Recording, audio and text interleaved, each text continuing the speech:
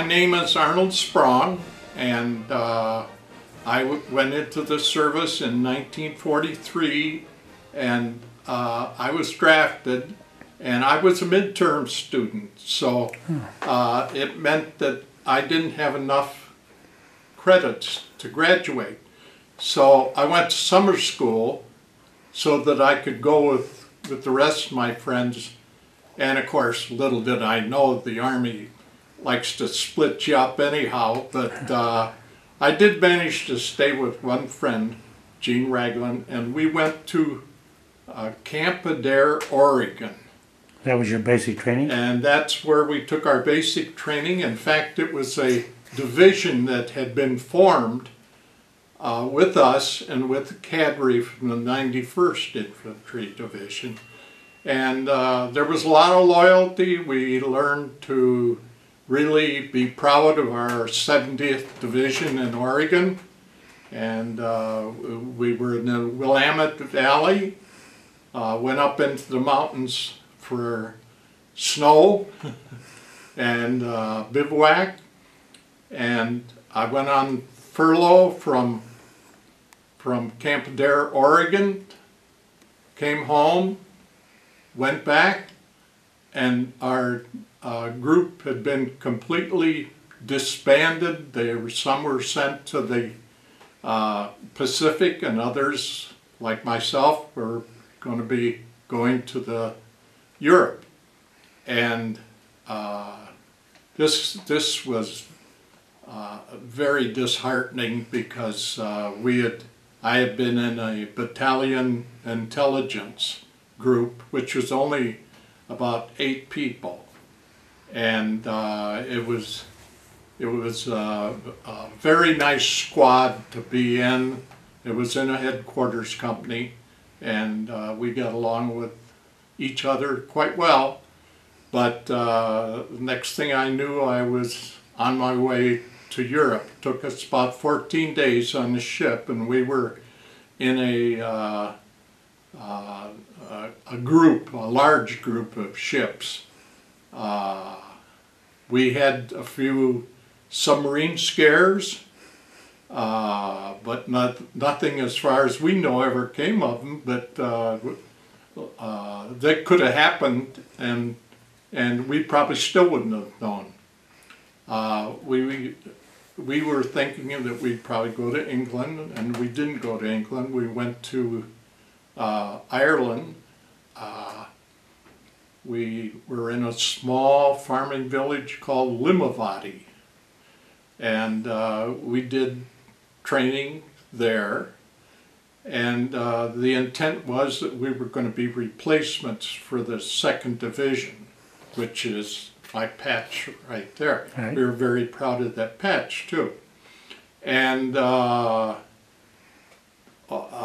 our heads each evening would be the C-47s towing gliders.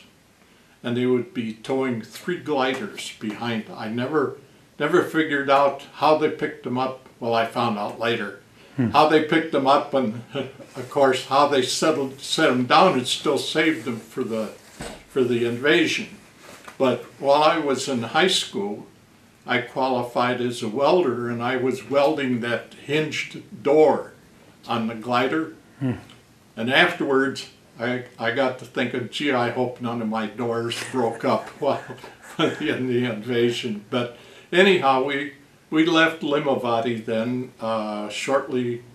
It was probably the latter part of May, and went to England and more training. And one day they moved us. I only had one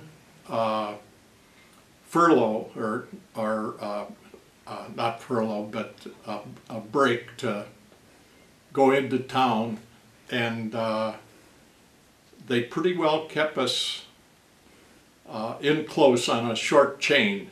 So they put us in a bivouac area. It's a marshalling area, just waiting to go overseas and across the channel. And which then one morning, and I'm not sure, it was shortly after our division went in on June 8th, D+2. I was a little bit after that. I'm not quite sure what day it was, to tell the truth. Calendars weren't real important at the time. And then we got off the troop ship, went down a rope ladder, side by side. In fact, there were lots of troops going down into LCIs, the Higgins boats. Mm-hmm. And once you were in there, you couldn't see. You could only see up. The sides were so high that you couldn't see what was happening outside of you. The only person that could see was the guy driving the boat. He was sitting back in a corner a little bit higher. So anyhow, they got us into shore and dropped us off, and we went up that it was Omaha Beach, the hill. They were busy moving material on the beach and also burying bodies. And our first night there, we had a fireworks display of the ships down in the channel. A group of dive bombers from Germany, the Stukas, that whistle when they come down, were diving on the ships in the channel, and they had these they weren't observation balloons, but they were protection to keep for the ships. Up in. And so I never saw so many tracers in the air and so on. But anyhow, then our first night we had a scare. They said that paratroopers might be coming in that night. We had pitched our little pup tents, and we were in. At that time, we were in the rear, and then the next day the paratroopers never came, so they moved us up to the front. And then I replaced somebody, I don't know who, in the 2nd Division, 1st Squad, Company A, and I was then an infantryman. And of course, most of my training was in INR, which is intelligence and reconnaissance. Now you were a rifleman at this time? Yes. Yeah. Okay. So had an M1, and we did have some what they called grease guns, which were the sheet metal kind of poor substitute for Thompson, but we also had a couple of Thompsons too. But we would go back. This was hedgerow country, and we had a terrible time. It's very defensive. The hedgerows are very always leaned towards defense rather than offense. They were easily defended, and so. We would go back. They were trying to figure out a way of getting through the hedgerows, and somebody devised a way where the tank would have forks on the front, probably a farm boy, and they would go into the hedgerow, and as they would go in, the front of the tank would raise up and pull the roots and everything out of the hedgerow, which would give you then an opening. Then we had an engineering group that would move in and plant charges in the hedgerow, and then the tank would come in, spray the 50 caliber would spray the trees, and then the cannon would put a round into each of the far corners of the next hedgerow. That was what we were training to do. Well, it came to the time that we had a tremendous barrage of field artillery on the Germans. It started and went on for about an hour. Started about 5 o'clock and went on till about 6, and we jumped off about 6. Davidson from Whitewater, Wisconsin was #1 scout. He was the lead man. I was his #2 scout, and the rest, of course, were then behind us. And the first thing is we came to I'd call it a creek. I guess over there, the name of the town was St. George's DL. And DL meant the River L, E-L-L-E. And it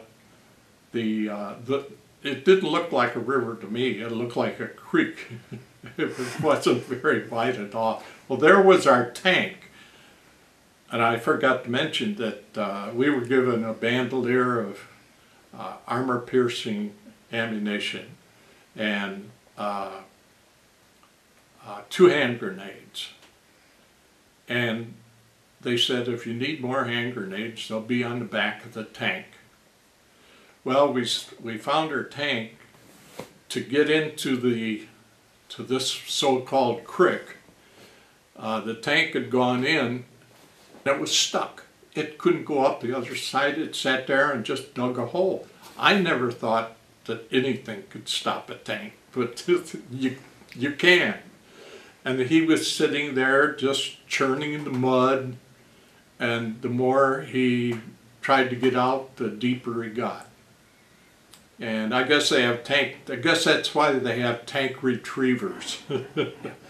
Anyhow, you don't call the war off just because you don't have your tank. We just kept right on going.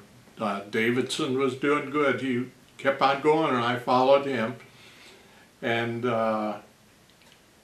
we crossed about 2 or 3 hedgerow fields.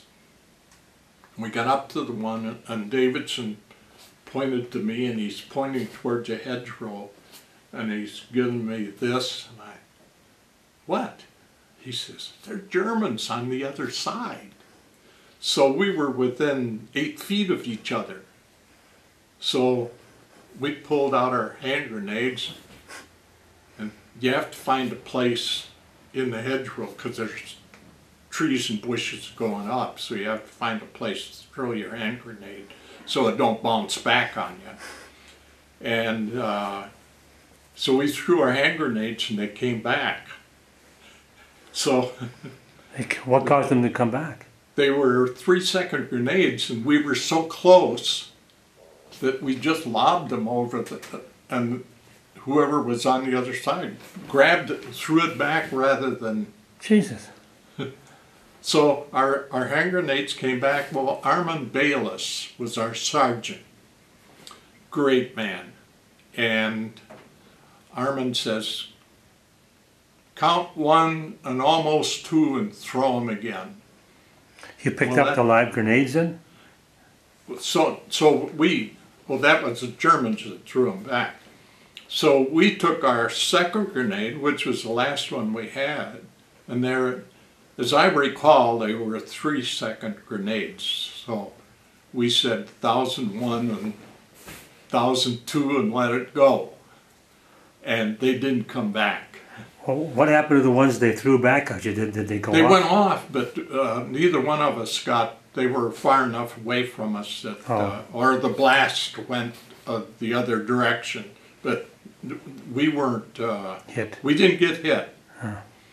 Huh. Excuse me.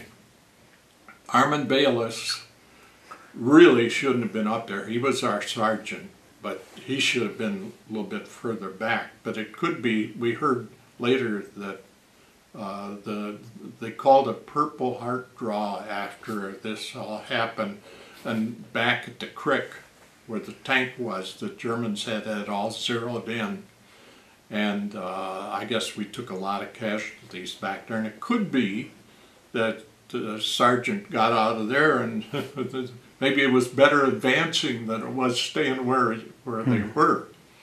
There were a number of guys trying to get up to us, and it's hard running uphill, and with somebody shooting at you. So there was just the three of us there for a while.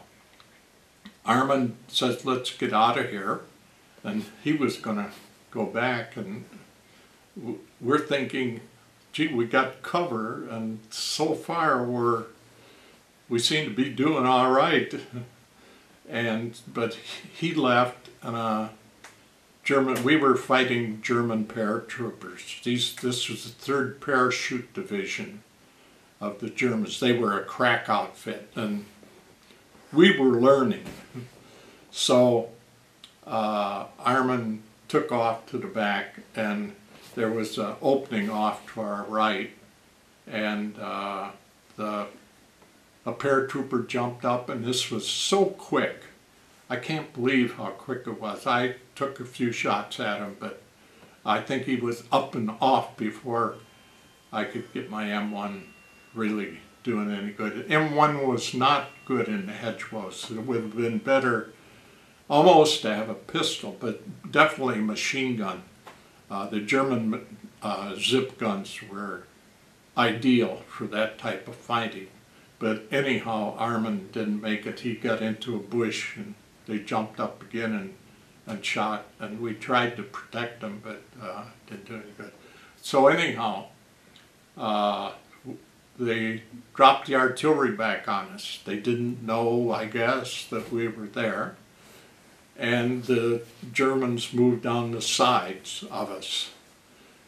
But before that happened, 2 guys of our 2nd squad come up around the right side, and through that same hole that the German paratrooper had shot, they came through there, and they both had Thompson machine guns, and I thought, boy, we're in business now. So this all happened, and it must have been about noon. They ran out of ammunition, and I had shot up a lot of mine, but I still had plenty of ammunition left. And they were dropping the artillery back because they didn't know that we were there. And the Germans were on both sides. We were getting fire from the back. And the one paratrooper raised up and gave us one of these. We said, what do you think we should do? So we surrendered at that point and went with them. They interrogated us. Then they took us out into a field, offered us a cigarette. We thought they were going to shoot us, but they didn't. But that was, you started seeing your life flash before your face. Guess we'd seen those in the movies where they give them a cigarette, you know.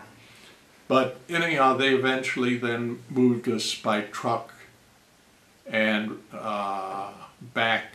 Most of the movements were at night because our airplanes had control of the day if the weather was anything good.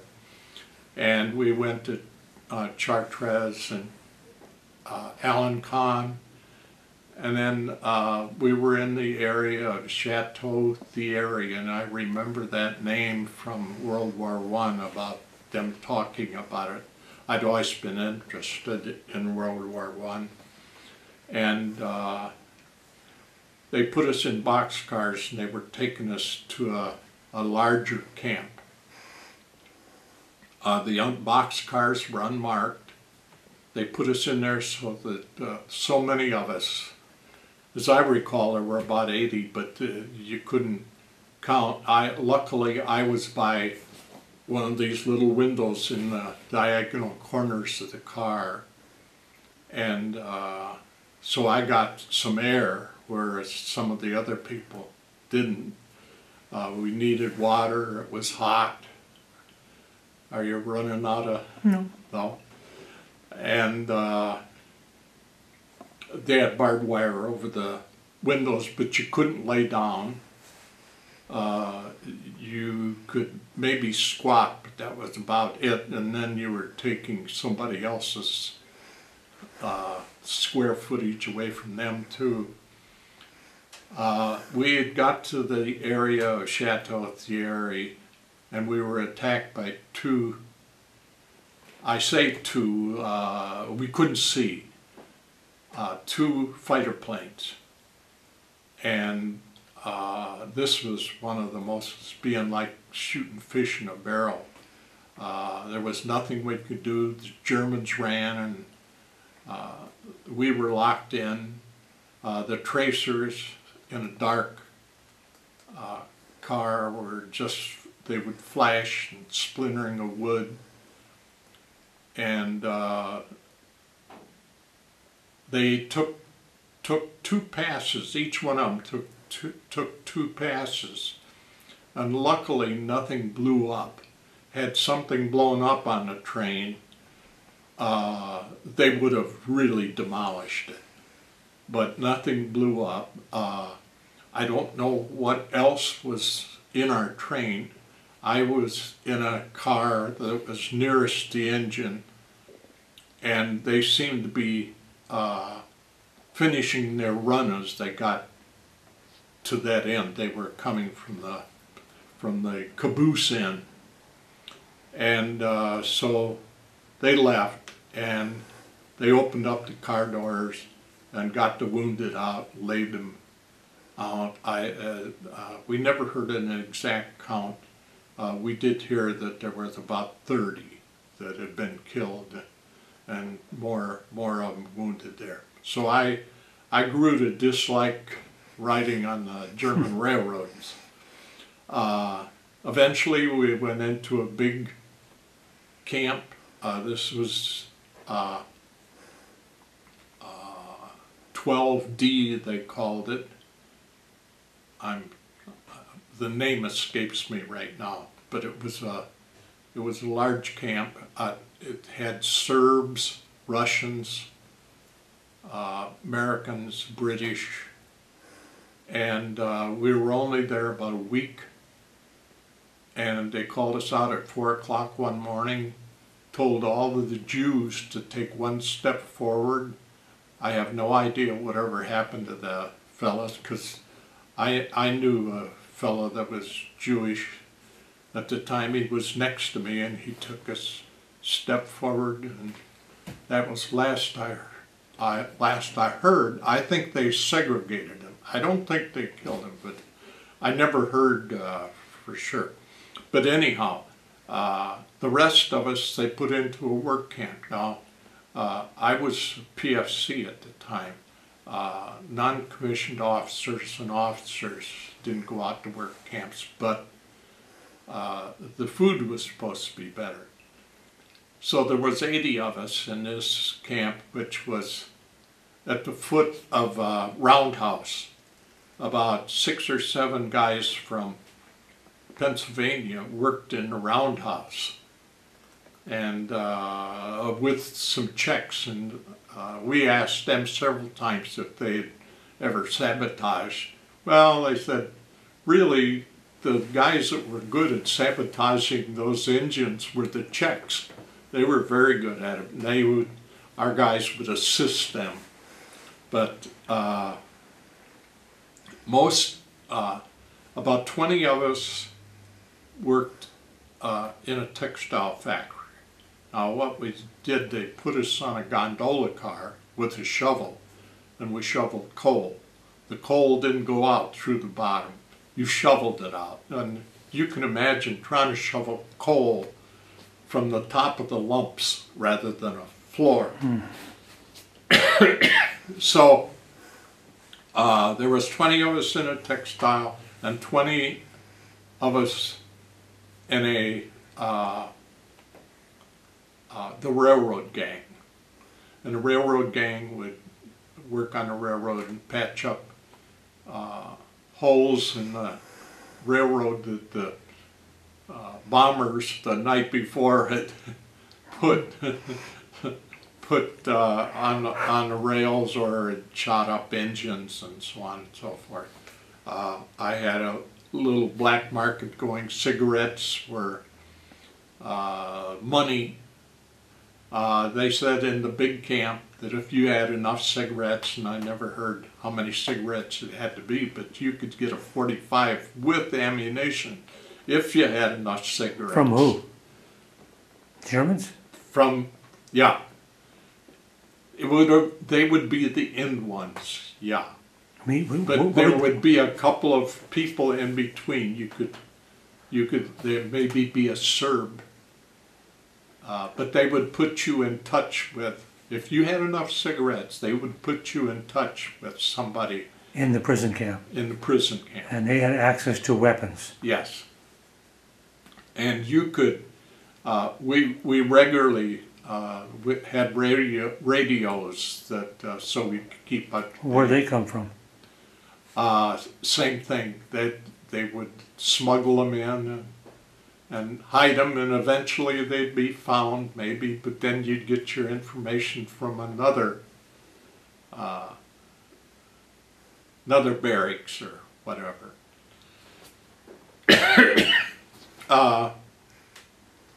We were then, as the war got towards the end, they took our guards were Volkssturm. Or what? Volkssturm are senior citizen army. Okay. They were guys in their 60s and maybe even 70s who were guarding us. Were the guards mean to you? Nice to you? As long as you did what they wanted. Now, for instance, we were unloading clothes. They were pants and jackets, and they were in bales. And I think I was one of the first one to notice what they were. And this is the winter, and all I had was my khakis. So I stole a pair of pants, and I took off my pants and put these other pants underneath, and then so I had 2 pair of pants on. And a few of the other guys, and they saw it, and they doing the same thing. Well, the last fellow was a fellow from Spokane, Washington, Sylvester. I can't think of his last name. He was the last one, and he got caught. And so they sent him to what they called a Straflager. This is like solitary confinement. He went to this other lager, this other prison camp. He was in a cell, had a concrete base, no heat, and it's in the winter, and they took his trousers away from him, and I'm sure he got frostbitten, his toes and stuff. And he was up there for about 3 weeks. So that was his punishment for doing the same thing that I did, but he got caught. He was just a little bit slower than finding out that, and why they didn't search all of us. They didn't. And the normal thing, what if it would have been me the other way around, I would have, and I wanted to punish everybody, I would have searched everyone. But they didn't, and I don't think they wanted to make a big thing out of it. But they did want to make him a lesson for the rest of us.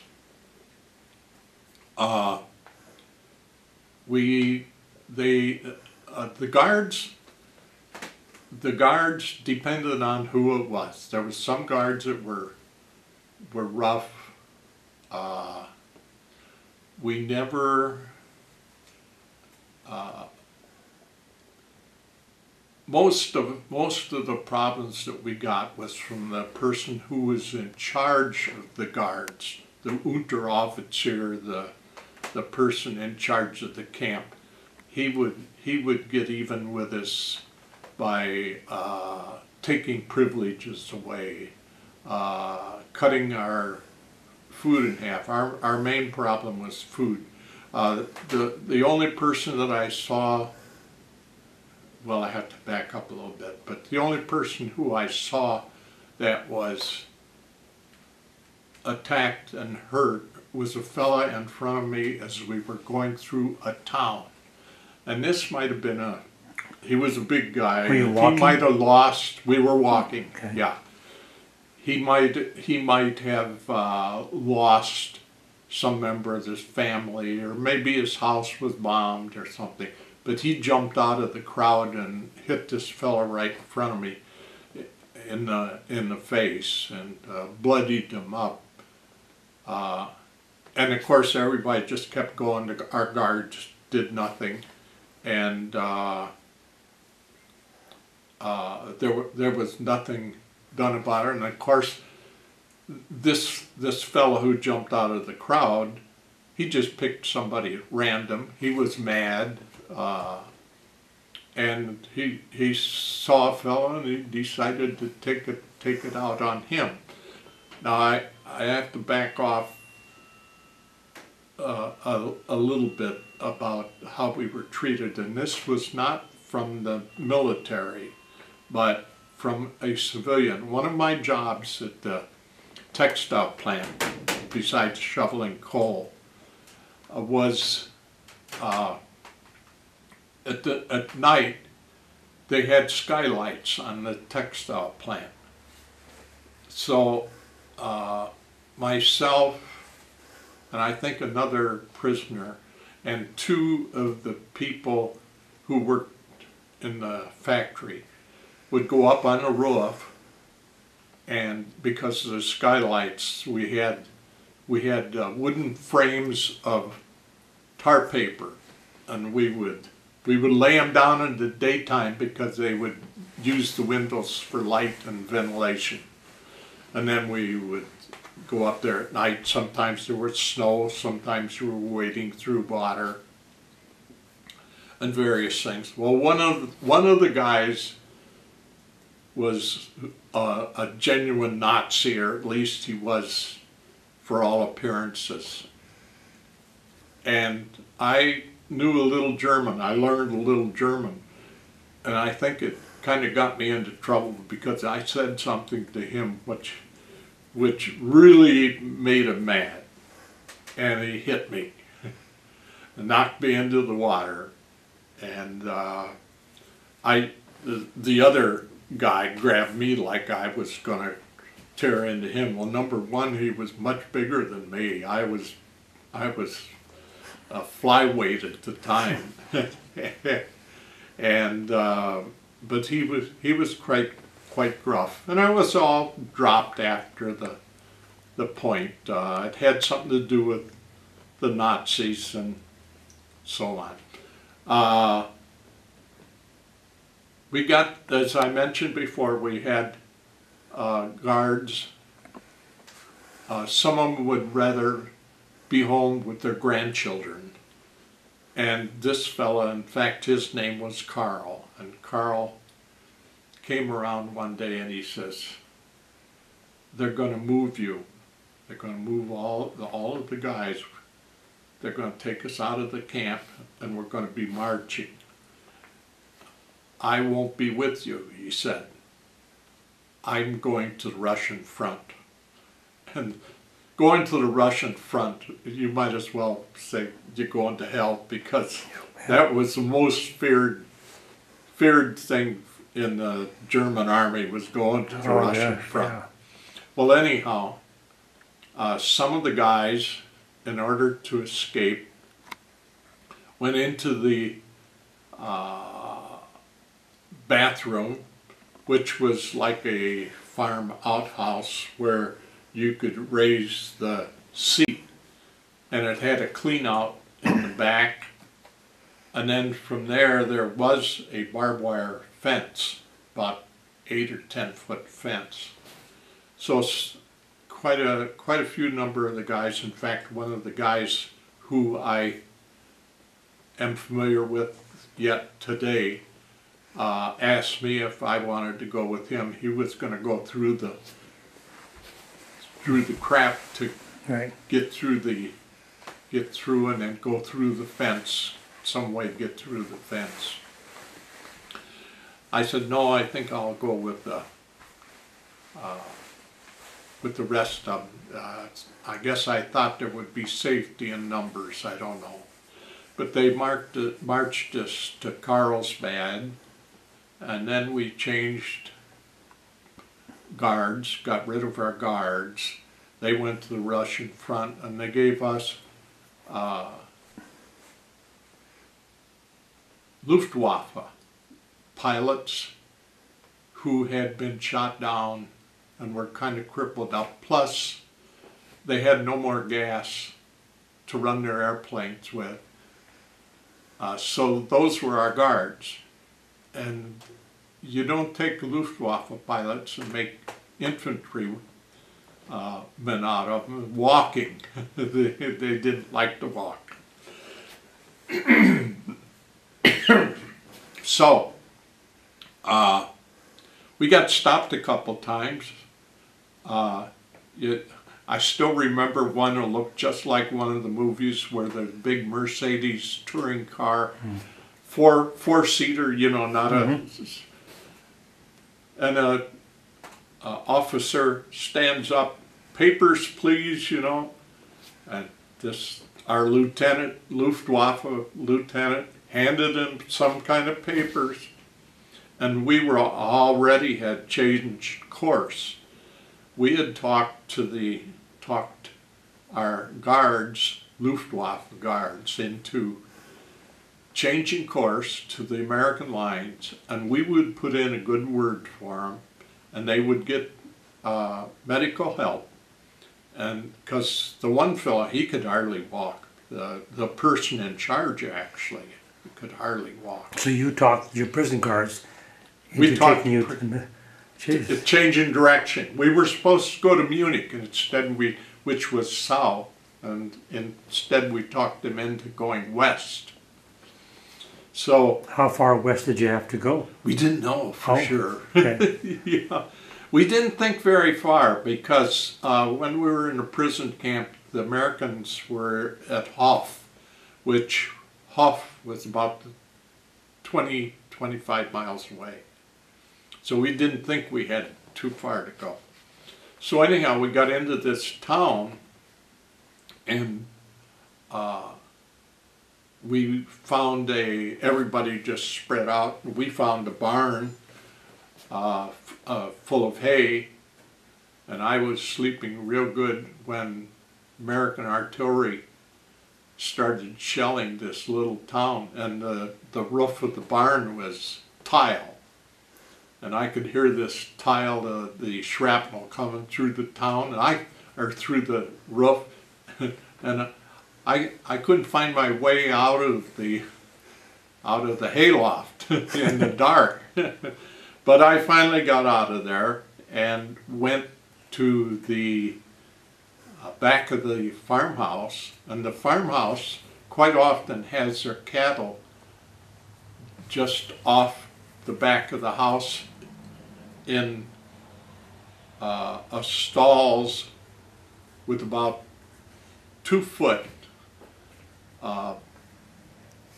masonry and rocks.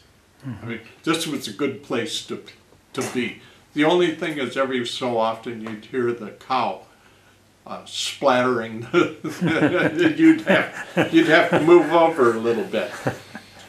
But the next morning, we sent a contingent of one German, the Luftwaffe man, and 2 or 3 prisoners towards the American lines. And the next thing we knew, a Jeep with 50 caliber on it came in. There were Germans running by, and we just watched them run by and enjoyed it. And the Jeep pulled up, and the Americans had orders not to go any further. They would have just sat there. They were just sort of shelling the town because to keep busy. They had orders not to go any further, that the Russians, I guess, were supposed to take over. And I never quite figured that out. You always figured you could take as much real estate as you could, but So what happened when they discovered you guys were there? They came up? they took us back to where the this still bothers me to this day. I can't remember what division it was that liberated us, but we stayed overnight in a beautiful home. They just went in and I guess told whoever lived there we got to take over your house for a couple of days. And I think we only stayed there one night in their house. Slept in a bed. Our beds in the prison camp were like burlap with shredded paper in it. And then there were board slats, and they were stacked too high. So a real bed felt real good. They moved us to the Focke-Wulf plant, which was all blasted. It was practically leveled. And we were there one night. We just slept on the ground there. Then they flew us back to one of the so-called cigarette camps, like Camp Lucky Strike, Camp Philip Morris. And that was located, where was that located? What country? That was France. In France, okay. And we were then in tents, the large, what were they, 8-man tents, something like that, I think. And somebody came up. Now, some of the other POWs that I talked to had gotten hospital care because of eating. We lived on 1/4 of a loaf of bread. That was the start, and then towards the end of the war, they finally got down to 6 or 8 people on a loaf of bread, and they were 1 1/4 or 1.5 kilo loaves. And then we'd get butter or something. Let me back up. What happened to the Luftwaffe guard that went with the guys that left? All we know is we did put in our good message for them. They did help us, so we put in our good word.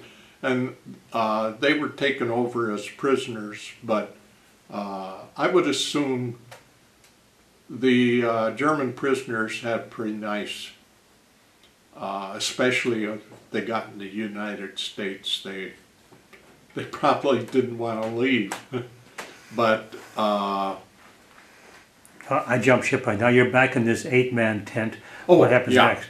Somebody came up to the door and they said, "Hey, the Red Cross is down the street at such and such a place. They got eggnog." Eggnog. We had canteen cups. I grabbed my canteen cup and I went tearing down to the place and I got the eggnog. That was so good. I went back and got a second one. I was never so sick in my life. Now we had a stomach that was used to nothing. All of a sudden it gets eggnog, and it just couldn't handle it. And after that we used our own judgment. Now some of the other fellows, they slowly worked them into an American diet. But dumbo us, we had to learn the hard way. So that was about it. And then they put us on a. We were on one of the Kaiser. What do they call those? Those all welded ships going over, and they were like a cork. I was sick for several days going overseas on. Now you from France, you went on this boat back to the States? Yes. Okay. from Le Havre, we went back to New York. Now, how much time lapsed between when you got out of the camp till you went back to the States? How much? A couple of months? You had to recover from all this. 1 month. Okay. We were liberated on May 2nd, and we came into New York around 4th of July. No, so there was about a month. Yeah. May, June, it was July. about a month. Probably June. Okay. June was probably... and so you had time to eat and build your weight up, and yeah. And that took place in France. Mm-hmm. And that picture that I have over there, that was right after we were liberated. The skinny arms and so on. Mm-hmm. Yeah. Yeah, I was around 130 pounds at that time. But I even then was around 6 feet tall too. So when you got back to the States, then did you go to an Army hospital someplace? No, we came home, and as soon as my furlough was over, we went to Miami and stayed in a hotel in Miami. It was all GIs. They'd taken over the hotel. And it was supposed to be for rest and recuperation. And they would send us to school just to kind of keep us busy. Mm-hmm. And then after we left there, I went to Fort Lee, or Camp Lee, Virginia, and waiting for points to be discharged.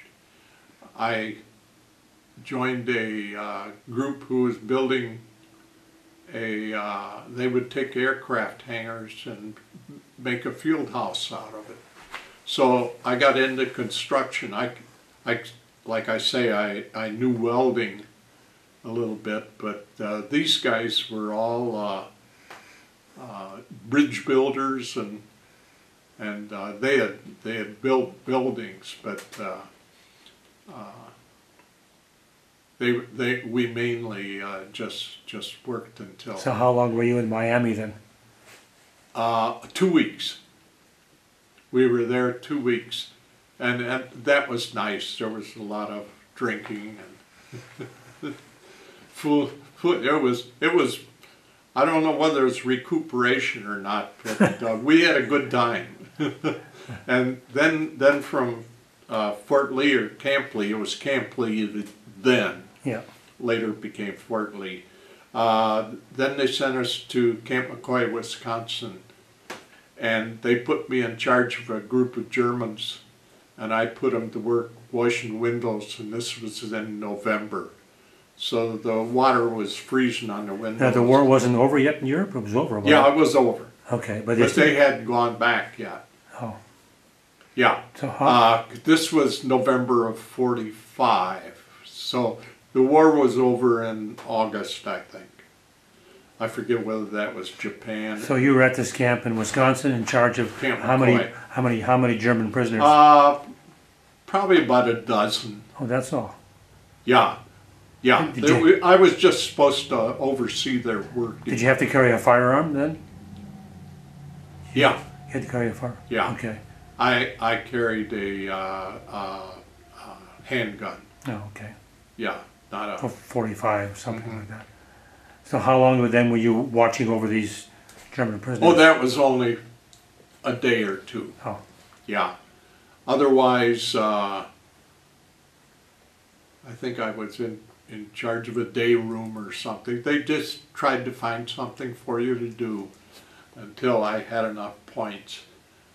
And then I was getting my teeth fixed at the same time, so that kind of kept me busy going to the dentist. So how long were you in Wisconsin before you finally got discharged? Probably a month. Probably about a month. So then you got discharged from the Army while you were in Wisconsin? Yes. And where was your hometown at? At that time it was in Indiana. Oh. Michigan City, Indiana. Yeah. And from there you went home. Mm-hmm. Now, because of all this, did they give you a Purple Heart at least? Yes. Okay. Three of us were, the three of us who were captured were all wounded from our own artillery after our capture.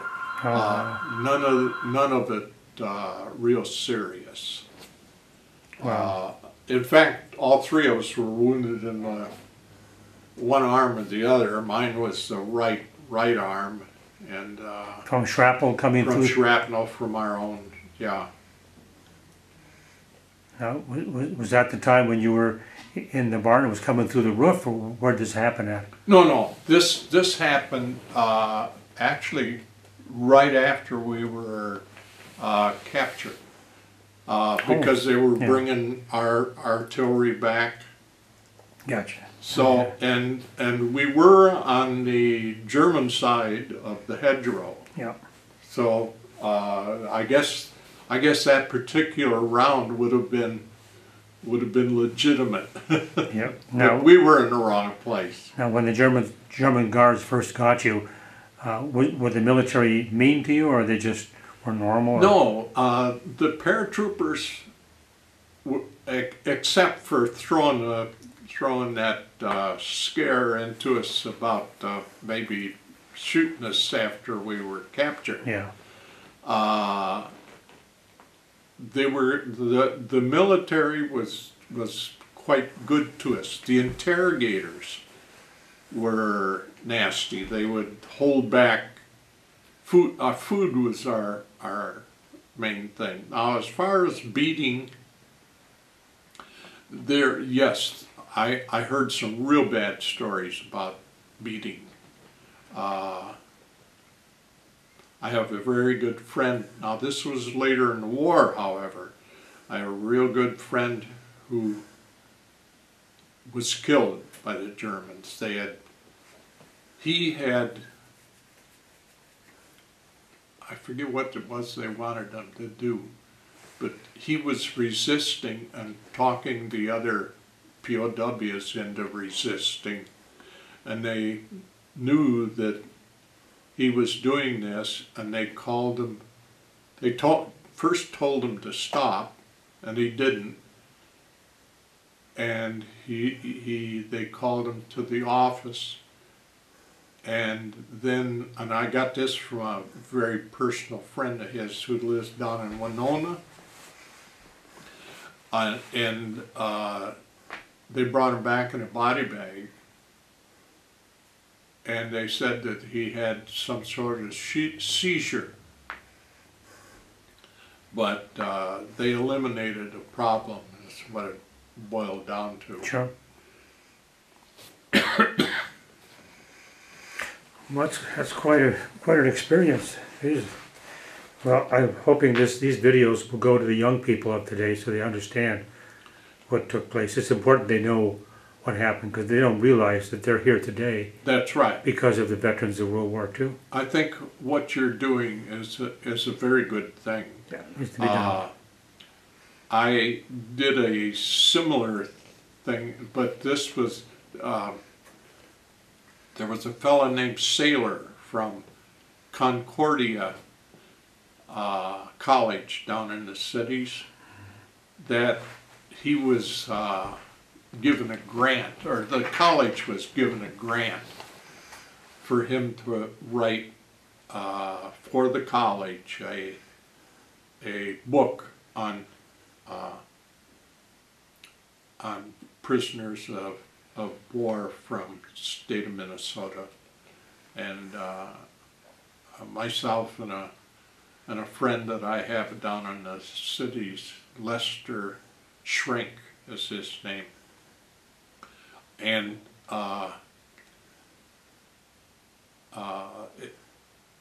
we both gave. Lester had a unnerving experience. They not only, well, this is our own Luftwaffe. Lester was on a B-17, as I recall. as opposed to a Liberator, and they were shot down. And he and his group had to walk, they called it a death march, and it was quite a long distance. And I would feel the same way if I was used to flying. I wouldn't like walking but anyhow, Lester and his POWs he was with, the Germans gave them Red Cross parcels and then sicked dogs after them trying to take the Red Cross parcels, and they had to run to save their parcels, and a lot of them dropped the parcels in order to run faster, and but the dogs were biting them and everything trying to get the Red Cross parcels, and it was all done as a sport for the Germans.